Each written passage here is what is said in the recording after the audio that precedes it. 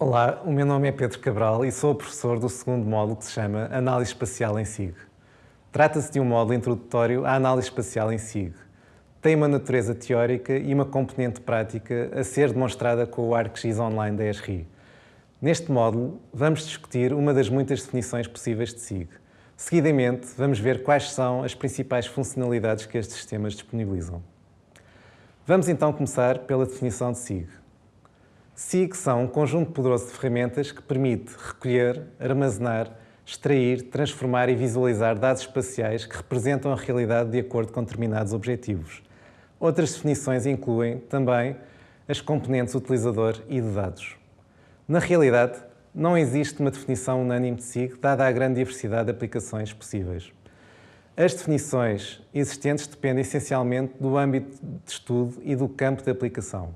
Censos, geomarketing, aplicações ambientais, agricultura e ordenamento do território, florestas e proteção da vida selvagem, aplicações militares, banco e seguros, conservação, eletricidade e gás, saúde, educação, crime, bibliotecas, imobiliário, telecomunicações, água e esgotos, proteção civil, transportes, etc., constituem atividades que podem colher benefícios da utilização de SIG.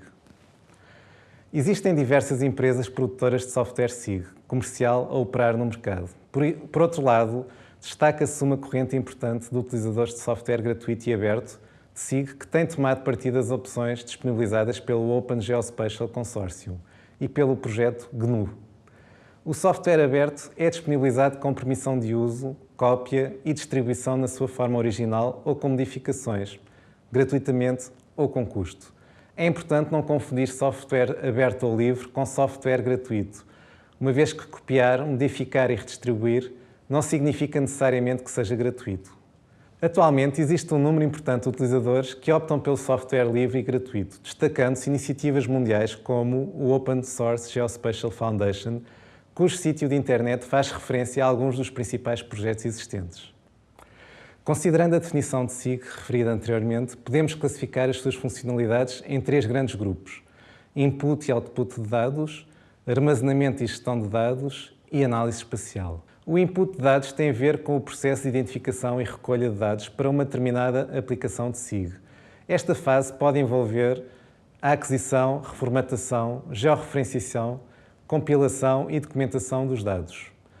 De referir que a aquisição de dados é uma das fases mais sensíveis em qualquer projeto SIG, dada a dificuldade em encontrar dados adequados e ao elevado custo que normalmente a sua aquisição representa. Os SIG fornecem, normalmente, vários métodos para o input de dados, tais como digitalização a partir do ecrã e digitalização semiautomática, detecção remota, Global Navigation Satellite System, geocodificação de endereços, internet, aquisição de dados e partilha. O output de dados tem a ver com o modo como o SIG permite a visualização dos dados ou informação na forma de mapas, tabelas, diagramas, etc.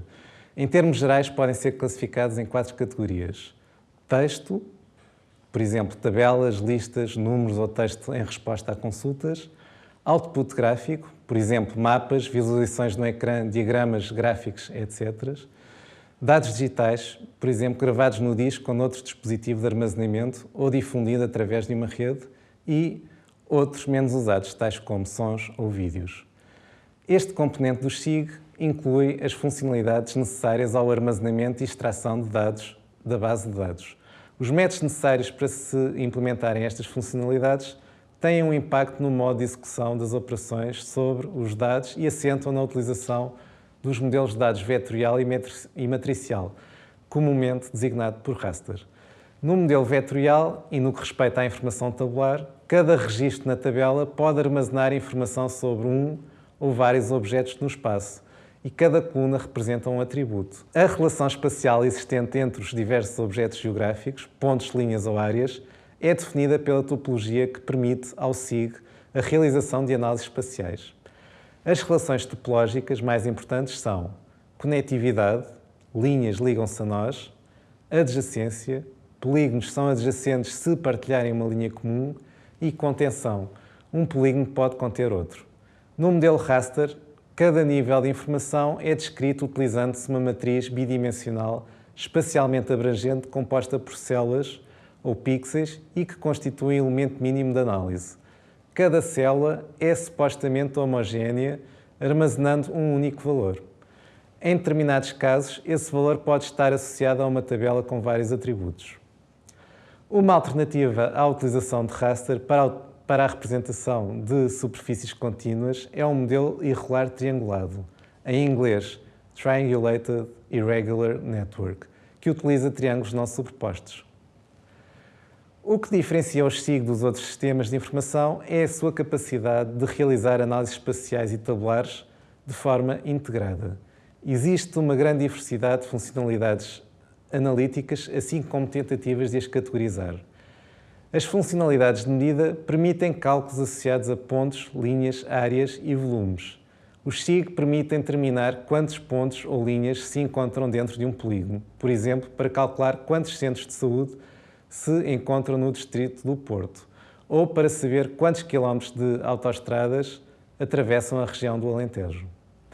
As operações de classificação e reclassificação transformam os valores dos atributos associados a um mapa, vetorial ou raster, em novos valores. Estas operações envolvem o agrupamento de objetos em classes de acordo com os novos valores atribuídos aos objetos usando a localização ou valores de atributos. As operações escalares fazem uso de um valor uniforme ou escalar num tema geográfico que é construído através da atribuição desse valor a cada localização do tema. As operações fundamentais escalares incluem a adição, a subtração, a multiplicação, a divisão e exponencial. Por exemplo, para detectar as diferenças de ocupação do Sol entre dois momentos no tempo.